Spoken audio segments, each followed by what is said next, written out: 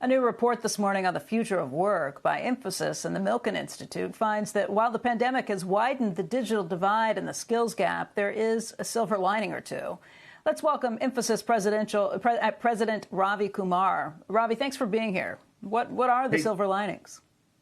Thank you, Becky, for this opportunity to talk to you, and thank you for that question. The Milken Institute and Infosys set up a study, and we surveyed around 1,000 plus executives across enterprises, across industries. I would highlight 3 or 4 important things. First of all, the order of work, workplaces, and workforce, which was set up way back in the Industrial Revolution, that's going to change permanently. We are going to draw from the past, the physical past, the best things from the physical past. We're going to draw the best things from the current, and we're going to build a hybrid model, a more productive hybrid model. I already know many of my clients are talking about how that hybrid model is going to be much more productive than ever before. The second is the work is going to become very modular. It's going to get disconnected from enterprises. Enterprises are going to become platforms.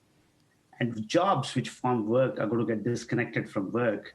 And therefore, you're going to have more democratization of work, which essentially means gig workers are going to come into picture, and they're going to actually transition from full-time workers.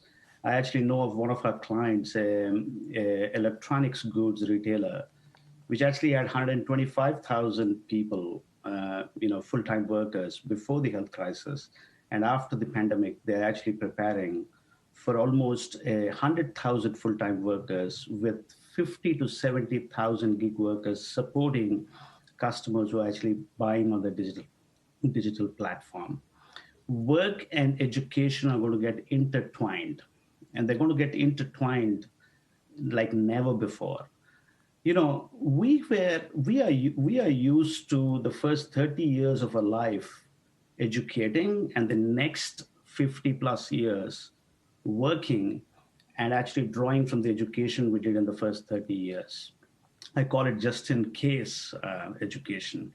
We're going to go to just-in-time education, which essentially means you're going to educate and work intertwined on a lifelong basis, and we call it lifelong learning. So more opportunities for educational institutions and enterprises to partner together in that journey. So these are the top 3 things I'm actually seeing, and these are exciting big switches and provocative, exciting big switches. And these are the 3 hypotheses we have built from the study which we just institutionalized. If you're talking about new jobs being created that don't require a degree, are these good jobs? How do they pay? Absolutely. With the life of skills getting shrunk, the future is going to be about skills and not about degrees. I spoke about lifelong learning.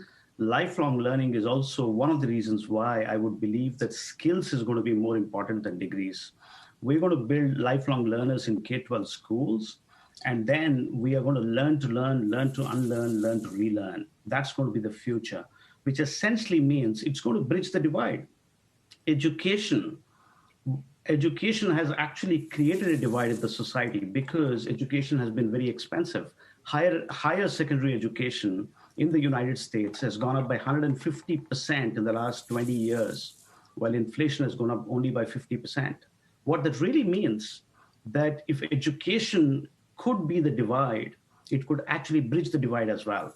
And therefore, I believe that moving to skills versus degrees is going to be a very important bridge for actually reducing the divide which education would have created in the past. Shepard Smith here. Thanks for watching CNBC on YouTube.